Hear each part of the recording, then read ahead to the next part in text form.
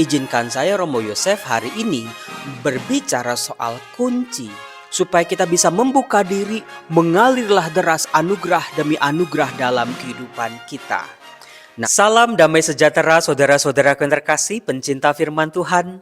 Berjumpa kembali dengan Bible Learning with Father Joseph. Saudara-saudara, bagaimana kabar Anda hari ini? Sekali-sekali Anda boleh tulis di kolom komen bagaimana kabar keadaan Anda. Saudara-saudaraku, apakah Anda sudah sangat rindu merasakan sentuhan Tuhan masuk dalam jiwa Anda, masuk dalam kehidupan Anda? Apakah Anda sudah sangat mengharapkan pertolongan-pertolongan Tuhan, berkat-berkatnya, anugerah demi anugerah, karunia demi karunia yang siap membuka jalan-jalan keluar bagi masalah-masalah kita? Banyak orang mengatakan, Romo, saya tahu Romo, bahwa kita harus membuka diri supaya Tuhan boleh masuk. Kita tahu, tetapi sayangnya banyak orang tidak punya kuncinya untuk membuka dirinya.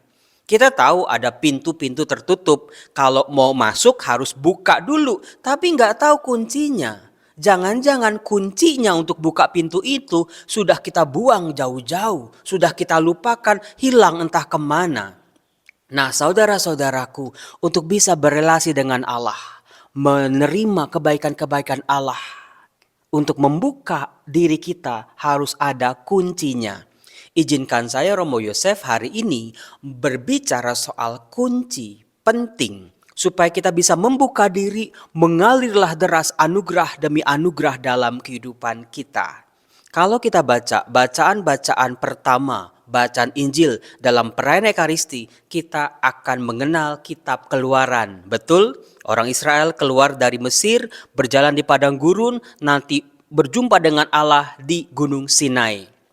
Kemudian juga dalam Injil Matius kita akan melihat banyak Tuhan Yesus membuka kasih karunia bagi orang-orang yang mendengarnya, bagi orang-orang yang percaya pada kasih-Nya.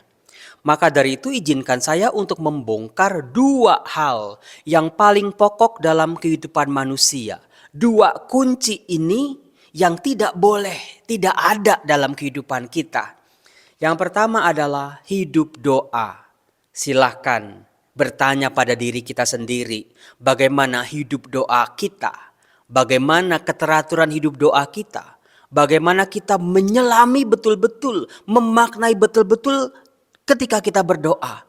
Ketika aku berdoa, aku sedang berelasi dengan Sang Maha Kudus, dengan Allah pencipta kehidupanku, dengan Allah yang berkuasa secara mutlak dalam kehidupanku. Bukan secara formalitas, bukan secara terpaksa, apalagi doa asal di mulut saja.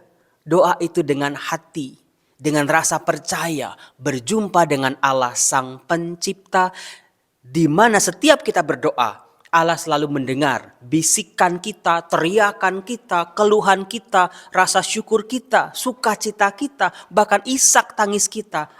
Ada telinga Allah yang selalu mendengar dan siap membantu kita. Selain hidup doa, yang kedua adalah membaca firman Tuhan. Kenapa Romo? Kenapa nggak cukup cuma berdoa? Saya kasih tahu rahasianya.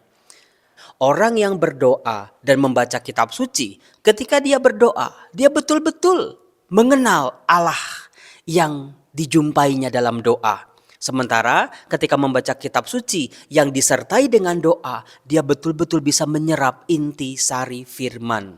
Nah, saudara-saudara, dua kunci besar ini digabungkan, disatukan, ada benang merahnya yang namanya kekudusan. Manusia yang sumber dosa, sumber kesalahan ini, itu tidak serta-merta bisa berjumpa dengan Allah.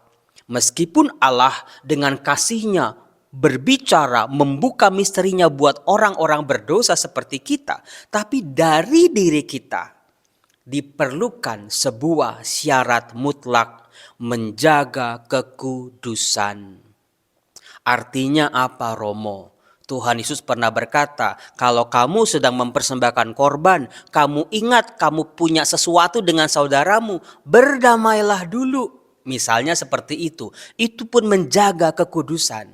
Lalu juga kalau ada iri hati, dendam, amarah, dosa-dosa berat, mohon ampun dulu sama Tuhan.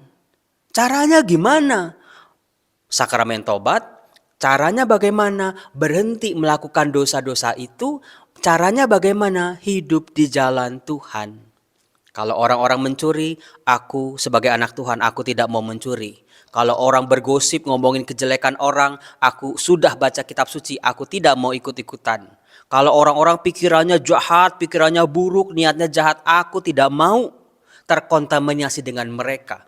Aku mau berpikir yang baik, merasa yang baik, melakukan tindakan yang baik.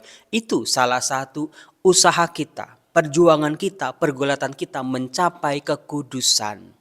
Maka dari itu saudara-saudara, untuk membaca firman Tuhan ini saya mau mengajak saudara, cara saya.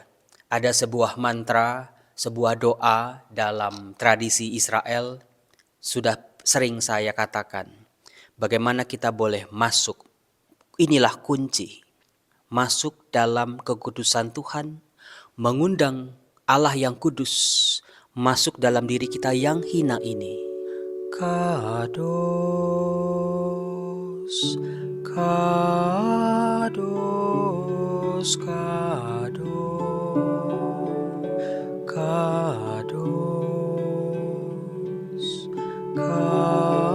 kados, kados. Ya Allah, saat ini ku tundukkan hatiku di hadapan-Mu. Aku sadar aku ini seorang pendosa, yang jahat di hadapan-Mu kulakukan dengan kata-kata, pikiran, tindakanku. Aku sering menyedihkan hati-Mu.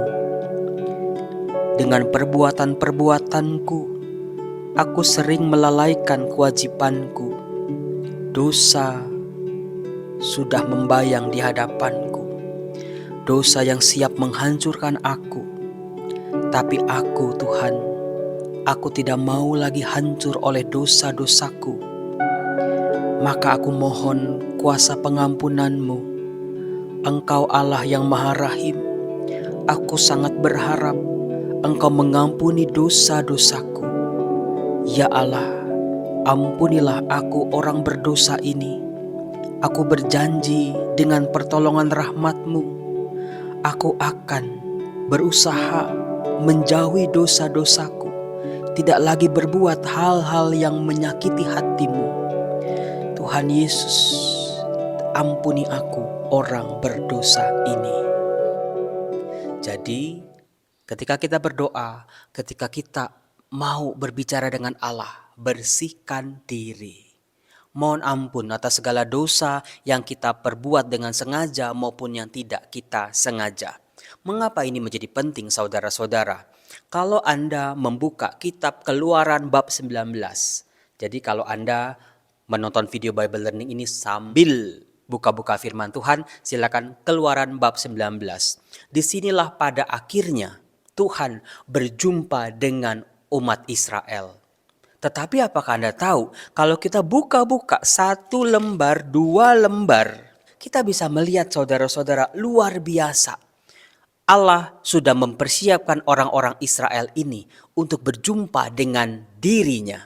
Untuk bisa merasakan kuasanya, kehebatannya. Pakai cara apa? 1, tulah-tulah di Mesir.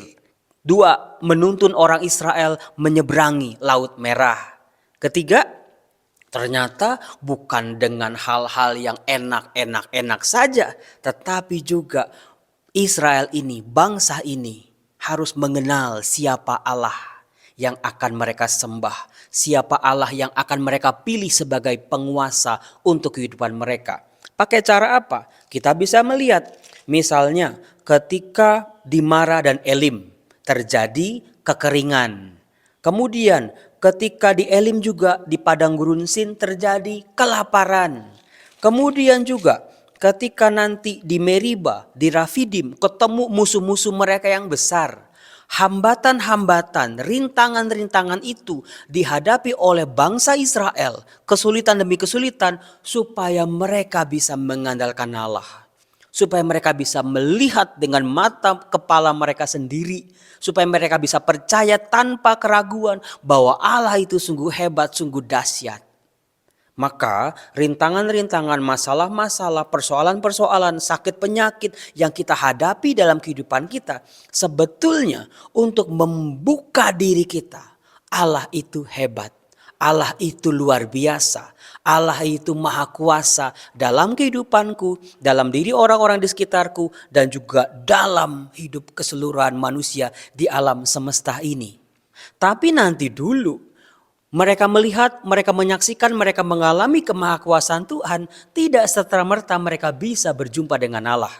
Maksudnya apa, Romo? Di ayat 10 kita bisa melihat, berfirmanlah Tuhan kepada Musa, pergilah kepada bangsa itu, suruhlah mereka menguduskan diri pada hari ini dan besok. Dan mereka harus mencuci pakaiannya. Menjelang hari ketiga, mereka harus bersiap. Sebab pada hari ketiga Tuhan akan turun di depan mata seluruh bangsa itu di Gunung Sinai. Saudara-saudaraku yang terkasih, syarat yang terakhir adalah bangsa Israel harus menguduskan diri mereka. Tidak mencemarkan diri mereka dengan hal-hal yang najis, yaitu dosa dan pelanggaran. Pertobatan dari hati, membersihkan diri. Bahkan dikatakan tadi mencuci pakaian mereka. Artinya ketika berjumpa dengan Allah, sungguh-sungguh bukan hanya luarnya saja yang bersih, tapi yang terlebih adalah dalamnya juga. Itulah arti dari kuduskan dirimu. Ini saudara-saudara, sebelum orang Israel memulai perjalanan mereka menjadi bangsa yang besar, mereka harus membereskan dulu relasi mereka dengan Allah. Sebelum mereka menerima karunia demi karunia, kasih demi kasih, kebaikan-kebaikan Allah. Allah mengangkat mereka menjadi bangsa yang besar. Perbaiki relasi mereka dengan Allah. Saudara-saudaraku yang terkasih, kita harus ingat antara Allah dengan manusia itu ada dua hal yang sangat berbeda. Allah yang maha kudus, maha besar, maha agung. Sementara kita hanyalah manusia insan biasa. Tapi seringkali manusia yang diciptakan dari tanah oleh Allah kok bisa-bisanya seringkali bersikap sombong, merasa melebihi Allah bahkan. Jangan kita sia-siakan kasih Allah ini. Hal itu bisa kita lihat dalam bacaan Injil. Tuhan Yesus ketika mewartakan kerajaan Allah, sebuah kasih kehidupan yang dikehendaki oleh Allah, itu juga tidak sembarangan saudara-saudara. Hal yang agung, hal yang besar itu harus diterima oleh manusia dengan sebuah kesiapan khusus. Makanya Tuhan Yesus ketika mengajarkan soal kerajaan Allah, Tuhan Yesus menggunakan kisah-kisah perumpamaan. Kerajaan Allah seumpama apa, seumpama apa misalnya. Sampai-sampai kalau kita lihat banyak para muridnya, banyak orang-orang waktu itu bertanya kepada Yesus, mengapa engkau mengajar dengan bentuk perumpamaan? Tidak berterus terang, tidak apa adanya, tidak to the point. Inilah luar biasanya saudara-saudara. Dalam bentuk perumpamaan, misteri kerajaan Allah dibuka. Ketika kita mendengar perumpamaan, kita tidak hanya mendengar lalu langsung menikmati. Kita harus mengolahnya, memahaminya, menyerapkan kisah-kisah itu dalam hati kita, dengan iman kita, dengan seluruh pikiran kita. Dalam perumpamaan-perumpamaan Yesus kita bisa melihat luar biasanya Yesus mengajar soal kerajaan Allah. Dalam kisah-kisah itu kita yang mendengar ikut dilibatkan, ikut merasa. Misalnya jengkel ketika ada anak bungsu kurang ajar dengan ayahnya. Ketika kita merasa tergerak ketika mendengar orang Samaria yang baik hati. Ketika kita kecewa ketika benih jatuh di tanah yang berbatu-batu. Ketika kita mendengar ada seorang hamba yang mencekik hamba tuannya, hamba temannya yang berhutang 100 dinar. Itulah kisah perumpamaan. Kita terlibat. Kita tidak pasif, tapi kita bergerak, mencari. Sampai nanti ketika kita menemukan kebenaran sabda, kita akan jaga. Karena itulah hasil dari pencarian kita yang dituntun oleh berkat-berkat Tuhan. Nah, saudara-saudaraku yang terkasih, mudah-mudahan dengan penjelasan ini kita boleh terbantu. Bagaimana sih membuka diri di hadapan Allah sampai berkat-berkat Allah boleh turun atas diri kita. Tadi doa, baca firman Tuhan, dan juga menjaga kekudusan. Sebisa mungkin jauhkan dari pikiran-pikiran kotor, perkataan-perkataan kotor, tindakan-tindakan kotor yang tidak mengungkapkan kasih Allah. Semoga kita pelan-pelan, saya yakin sih ini nggak bisa langsung jadi, ini nggak bisa langsung instan sifatnya. Belajar, membuka diri, menjaga kekudusan setiap hari dengan doa dan firman Tuhan. Semoga doa firman Tuhan yang kita sudah biasakan membentuk pribadi kita menjadi anak-anak Allah. Dengan demikian terbukalah semua pintu rejeki, pintu kasih, pintu karunia, pintu kesembuhan dalam diri kita. Saya sangat berharap kita bisa menyerap firman Tuhan ini. Saudara-saudaraku, hari ini hari Kamis, setelah edit video saya akan pergi ke panti asuhan Bakti Luhur di Malang, dan juga ada satu panti di Lawang yang membina anak-anak autis. Mau ikut saya? Yuk nanti kita bagi berkat-berkat Bible Learning untuk mereka dengan doa, dengan kasih kita. Salam. Saudara-saudaraku, hari ini hari Kamis, setelah edit video saya akan pergi ke panti asuhan Bakti Luhur di Malang, dan juga ada satu panti di Lawang yang membina anak-anak autis. Mau ikut saya? Yuk nanti kita bagi berkat-berkat Bible Learning untuk mereka dengan doa, dengan kasih kita. Rahmat berkat Tuhan turun atas hati yang bersih, hati anak-anak Allah yang bertobat mau memperbaiki diri.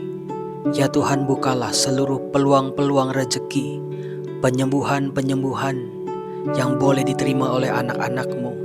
Kebaikan-kebaikan-Mu turun atas kami, dalam nama Bapa dan Putra dan Roh Kudus. Amin. Salam damai sejahtera, Tuhan Yesus memberkati. Salam.